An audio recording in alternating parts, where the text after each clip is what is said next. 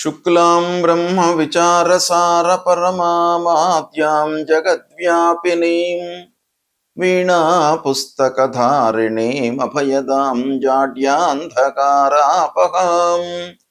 హస్తే స్ఫాటికమాలికాం విదదతీం పద్మాసనే సంస్థితాం వందే తాం పరమేశ్వరీం భగవతీం బుద్ధిప్రదాం శారదాం. శ్రీ మహాగణాధిపతయే నమః. శ్రీ మహాసరస్వత్యై నమః. శ్రీ గురుభ్యో నమః.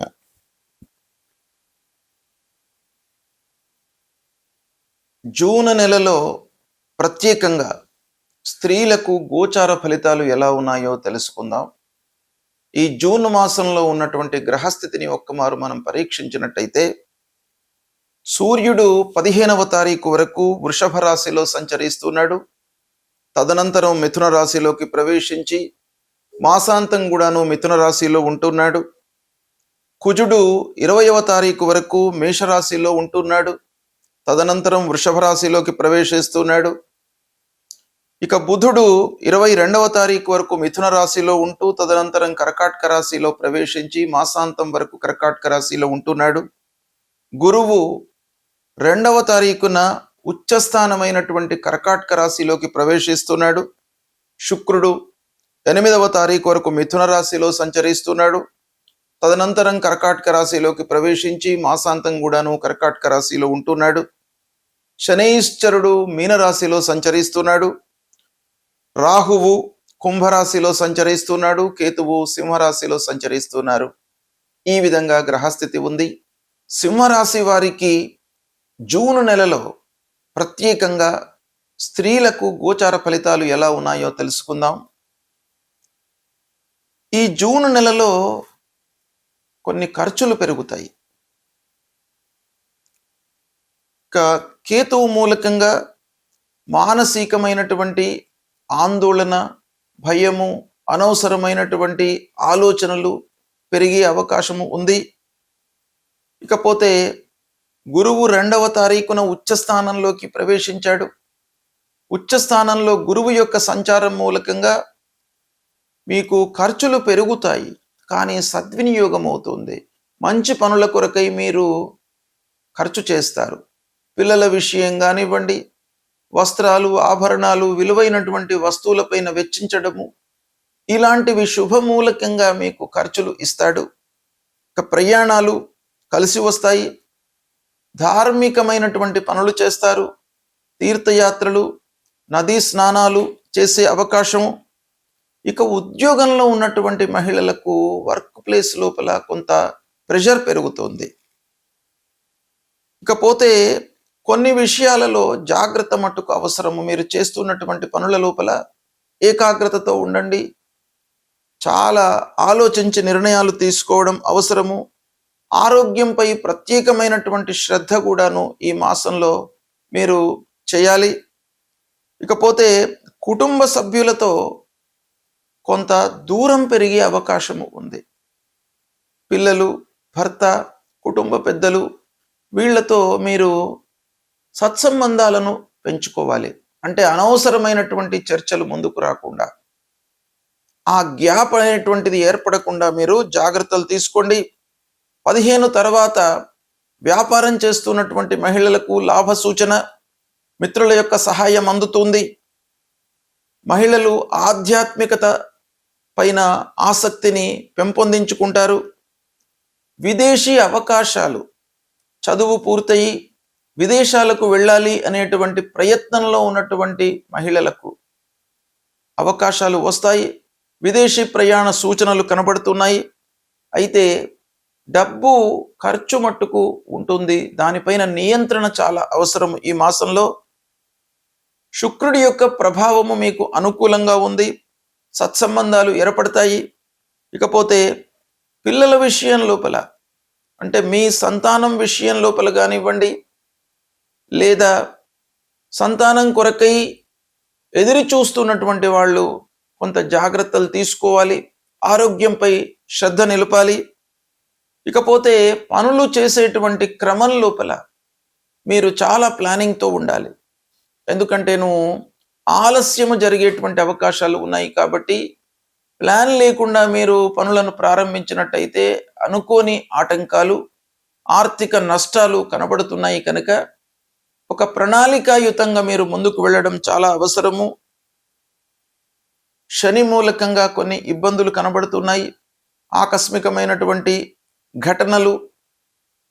అయినప్పటికీ మిగతా గ్రహాల యొక్క సంచారం మూలకంగా మీకు రక్షణ ఉంటుంది. కాకపోతే పూర్వము తీసుకున్నటువంటి బాకీలు, లోన్లు ఈ మాసంలో మీరు రీపే చేసేటువంటి అవకాశము ఉంది. దైవ దర్శనాలు, గురు దర్శనాలు చేసుకుంటారు. ఓవరాల్గా నెలాఖరు లోపల మీకు కొంత ఉపశమనము లభిస్తుంది. ఈ మాసంలో ఉన్నటువంటి గ్రహస్థితి మూలకంగా శుభస్థానాలలో సంచరిస్తున్నప్పుడు శుభ ఫలితాలను గ్రహాలు ఇస్తాయి. అయితే దుస్థానాలలో సంచరిస్తున్నటువంటి సమయం లోపల ప్రధానమైనటువంటి గ్రహములు గురువు, శని, రాహువు, కేతువు, సూర్యుడు, అంగారకుడు, ఇలా ఈ గ్రహములు దుస్థానాలలో సంచరిస్తున్నప్పుడు వాటి యొక్క ప్రభావము నెగిటివ్గా ఉంటుంది. కాబట్టి మనము పరిహారాలు చేసుకోవాలి. అంటే ముఖ్యంగా మనము పరిహారము అనంటే మనము ఏం చేయగలము అనేటువంటిది కూడాను కర్మకు సంబంధించినటువంటి విషయాలు. ముఖ్యంగా శని ప్రతికూలంగా ఉన్నప్పుడు మనం చేసేటువంటి పని మూలకంగా ఫలితం అనేటువంటిది ఆధారపడి ఉంటుంది.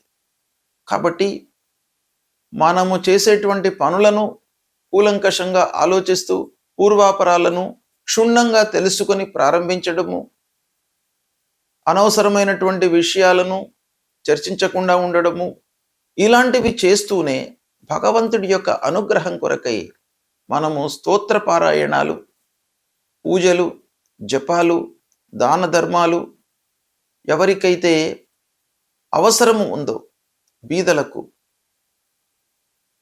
కూలీలకు, నిమ్న స్థితిలో ఉన్నటువంటి వాళ్లకు సహాయ సహకారాలు చేయడము, ఇవన్నీ కూడాను పరిహారం కిందికి వస్తాయి. పరిహారము అనగానే మనము జపం చేస్తూ కూర్చోవడం కాదు, అన్నీ కూడాను మనకు పరిహారం కిందికే వస్తాయి.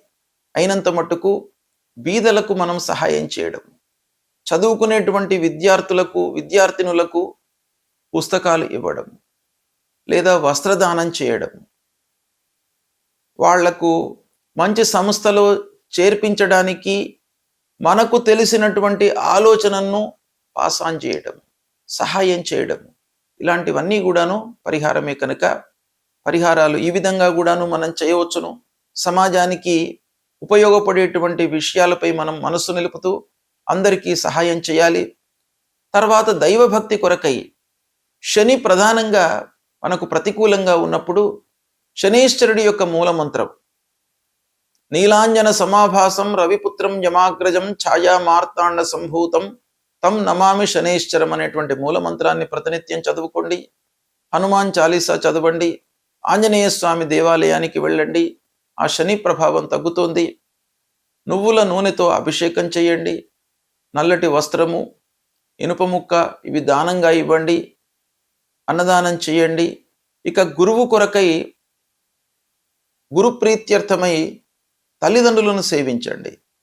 పెద్దలను సేవించడము, గురు దర్శనాలు చేసుకోవడము, దక్షిణామూర్తి స్తోత్ర పారాయణము, గురు చరిత్రను చదువుకోవడము, దేవానాంచ ఋషీణాంచ గురుంకాంచన సన్నిభం వందనీయం త్రిలోకానాం తం నమామి బృహస్పతి అనేటువంటి మూలమంత్రాన్ని ప్రతినిత్యం కూడాను చదువుకోవడము, ఇవి చేసినట్టయితే మీకు గురువు అనుగ్రహం లభిస్తుంది. ఇక రాహుకేతువుల ప్రీత్యర్థమై మీరు అమ్మవారిని కొలవండి. అమ్మవారి దేవాలయానికి వెళ్ళండి. గణపతిని నిత్యం కూడాను మీరు కొలవండి. గణపతి స్మరణ చేయడము, గణపతిని దర్శించుకోవడం మూలకంగా మీరు చేసేటువంటి కార్యక్రమాలలో ఆలస్యం కానీ ఆటంకాలు కానీ రాకుండా ఉంటాయి. కాబట్టి గణపతిని, అమ్మవారిని మీరు పూజించండి. ఇక సూర్య భగవానుణ్ణి కూడాను మీరు ప్రతినిత్యం ఆరోగ్యం విషయమై, ఆరోగ్యమే మహాభాగ్యం గనుక మనిషి అన్నీ కూడాను అనుభవించాలి అని అంటే మనకు ఆరోగ్యం బాగా ఉండాలి. కాబట్టి గ్రహస్థితితో నిమిత్తం లేకుండా సూర్య భగవానుడికి ప్రతినిత్యం కూడాను మీరు నమస్కారం చేసుకోండి. 12 సార్లు సూర్యుడికి నమస్కారం చేయండి, అర్ఘ్యప్రదానం చెయ్యండి. తద్వారా సూర్యుడి యొక్క అనుగ్రహం మూలకంగా మీకు ఆరోగ్యం బాగా ఉంటుంది. ఆరోగ్యము మనకు చాలా ముఖ్యమైనటువంటిది అన్నిటికంటే కూడాను. కాబట్టి ఆ సూర్య నారాయణుడి యొక్క అనుగ్రహము మీకు ఉండాలి. కనుక సూర్యుడికి నమస్కారం చేసుకోండి. వీలైతే సూర్య నమస్కారాలు చేయండి. అది మీకు యోగా విధానంగా సూర్య నమస్కారాలు ఉంటాయి. దాన్ని చేసినట్టయితే ఆరోగ్యము, మనస్సు, బుద్ధి ఇవన్నీ కూడాను మీకు అనుకూలంగా ఉంటూ అన్ని విషయాల లోపల కూడాను మీకు ఒక అభివృద్ధి మార్గంలోకి మిమ్మల్ని తీసుకువస్తుంది. కనుక అది చేయండి. విష్ణు సహస్రనామ పారాయణం చేస్తూ ఉండండి.